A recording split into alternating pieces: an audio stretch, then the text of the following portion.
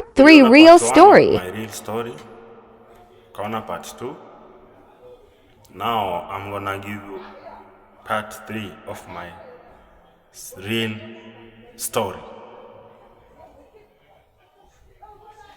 So nimerudi shule na nimerudi shule nikaenda form 3 badala ya form 2. Kaenda nikafanya interview, nikapita na nikakubaliwa kujiunga na wanafunzi wa form 3 wenye tulianza na wao form 1.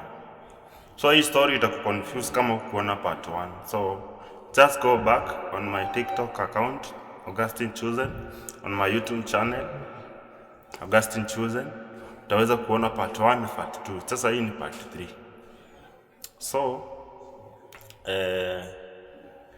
then I was transferred to another school after nimefanya form 3 around term ya kwanza.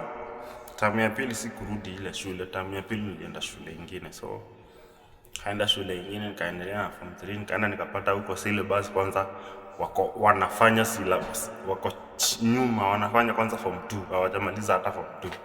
So it was an advantage to me. Tukasoma form 2 tukiwa form 3. Tukafanya. Tulikuwa tunaenda shule hadi Sundays ndio tuweze kucover the form 2 chapters zenye zikuwa covered.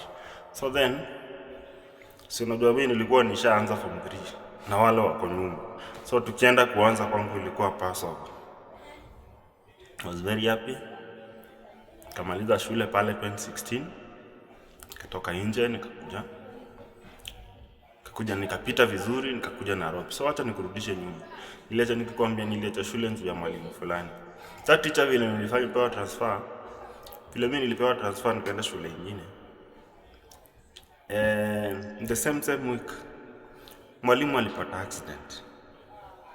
In the same gate of the same school, mwalimu alipata accident. Hapo mwalimu alikuwa ameachisha wanafunzi kama 50. 50 of the students when tuliingia nao form 1 hawajaimaliza shule hadi wa leo. Kama kuwa na mzazi mzuri mwenye anafuatilia mtoto wake, wengi wetu hawakumaliza shule. So it was very sad. Mwalimu alifanya accident hapo kwa gate akapass. Then it was funny enough that the students were very happy. Very happy. In fact, instead ya kulia kwa mazishi walienda kucheka.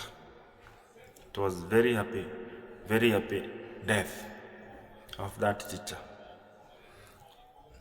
In fact, alikuwa amechukiwa shule mzima kutoka form 1 mpaka form 4. In fact, tulikuwa tunamuita Kajembe.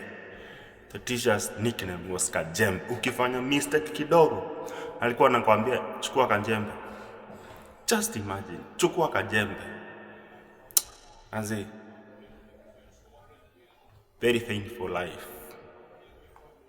Very painful life. So now niko Nairobi. I do art crafts. I make bags. So I will still give you my part 4 of my real story up to now. Wenye nilianzia kutengeneza bag, nikafundishwa, nikajua, sasa nikaeka kazi yangu. In the next part, let's meet there. Hello.